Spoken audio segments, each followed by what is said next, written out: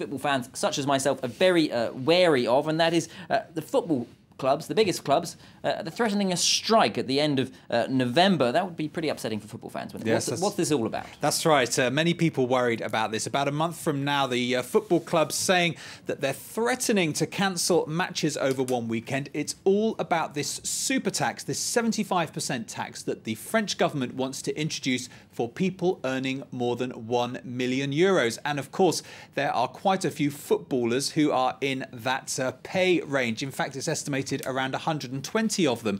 And the way that they want to structure this tax is that the clubs, employers, will have to pay. And the clubs say that they're not really in a position to do that. Later this Thursday, in fact, heads of some of the French football clubs will be going along to the Elysee Palace to meet the French President, François Hollande, and two of his ministers as well to make their case. Well, to talk more about this, we're joined by Wladimir Andreff. Now, he is the Honorary President of the International Association of Sports Economists. Thank you very much for joining us today, Mr. Andreff. First of all, tell us, French football clubs say that they can't afford this tax. How true is that?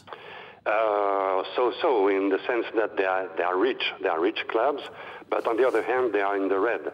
The deficit of the league is 110 million euros, but possibly due to bad governance or bad management practices. And on the other hand, there is an aspect in this which is a problem of law enforcement or tax enforcement.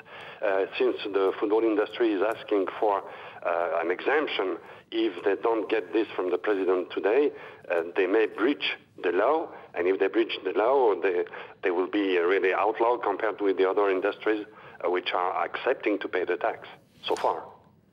Mr. Andreff, of course, this measure won't apply to clubs outside of Europe. Will this tax make French clubs less able to compete against other European clubs? Yes, of course. But look at the performance so far. They are not that fantastic. So this is a point in the discussion, of course. But on the other hand, you have to know that this deficit I mentioned before is due basically to salary overruns. And in this respect, the French clubs, as all European clubs, would have to stick to the new UEFA rules of the so-called financial fair play, and in any case, they would have to curb wage inflation. Now, President Hollande has said that he is not prepared to budge on this issue for the football clubs. So what are these football bosses expecting to get out of this meeting? I don't know what they expect, but you have to know that the football industry is not united. You have 14 clubs which are concerned with the tax. They have to pay it, but the second league does not pay, would not pay. The amateur football would not pay anything, and the president of the French Football Federation, who is a member of the Socialist Party, has officially declared that when the domestic economy is in trouble, the football industry has to take its share in the effort. OK, well, we'll see what comes out of that meeting later this Thursday. Wladimir Andreff, thank you for joining us on this. Thank you. Bye. Moving on to slightly more prosaic stories, and that's what's been happening in the markets this Thursday. That's right. Asian markets not looking so good this Thursday. Now, that's followed some losses on the US markets following the two-day policy meeting at the US Central Bank, the Federal Reserve. They gave a rosier view of the economy, but that leads many investors to think that perhaps their support, their big stimulus program, may end sooner. That's what's happening on the US, the Asian markets, rather. The Nikkei off by over 1% there.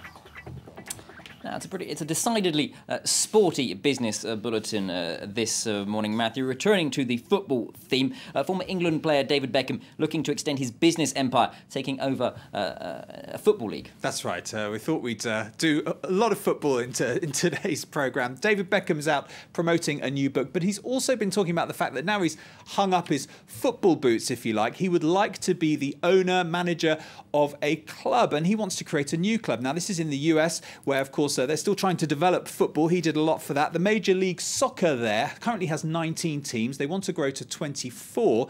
He says he would like to set one up, and he's targeting Miami as well. And he explains here why he thinks Miami would be a good choice for a club. Let's take a listen.